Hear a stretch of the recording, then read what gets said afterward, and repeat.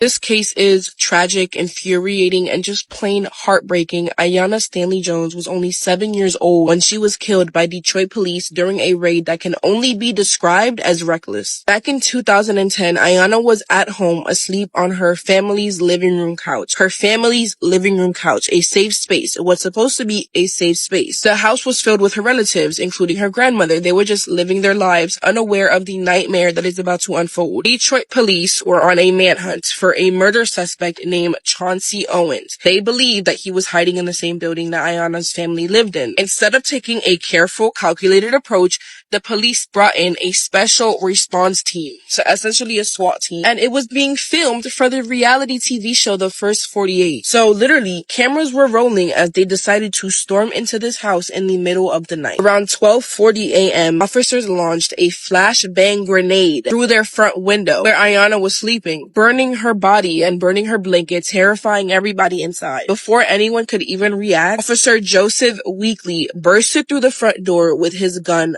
drawn right at him, and within moments, Aiyana was shot. The bullet hit her in the head. She was just 7 years old. Her grandmother, who was literally sitting right there, says that she saw it all. According to her, there was no struggle, no resistance, nothing to justify the gun going off. But Officer Weekly claimed the opposite. He said that Aiyana's grandmother tried to grab his gun, which caused it to fire. But her grandmother said that she reached for Aiyana when the grenade came through the window, not for the officer's gun, because the flash grenade had set Aiyana on fire. That's the story that Officer Weekly stuck to, and they believed him, and the grandmother was arrested. But here's the not so surprising thing.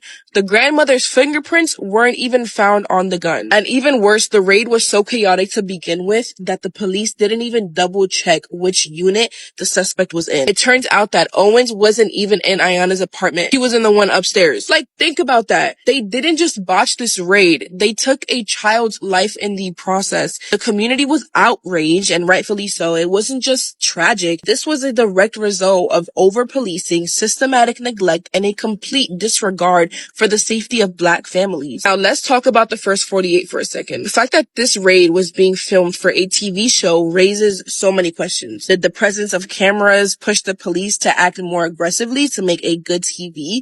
And at what cost? After Aiyana's death, Weekly was charged with involuntary manslaughter and careless discharge of a firearm. But here's the worst part. Both trials ended in mistrials, and the charges were eventually dismissed. So let me ask you this. Where's the justice for Aiyana? This little girl had her whole life ahead of her. She didn't deserve this. And her family didn't deserve to have their lives shattered because of a system that prioritizes brute force over humanity. Aiyana's case became a rallying cry for those demanding police reform, and her name is now part of a long list of victims whose lives were cut way too short by state violence. May she rest in peace, and may we never stop fighting for a world where children like Aiyana can sleep safely in their own home. And that's crazy for me to even say, but y'all be safe out there, and remember, these are not just stories. They aren't just headlines. They're real people, real lives, and real pain.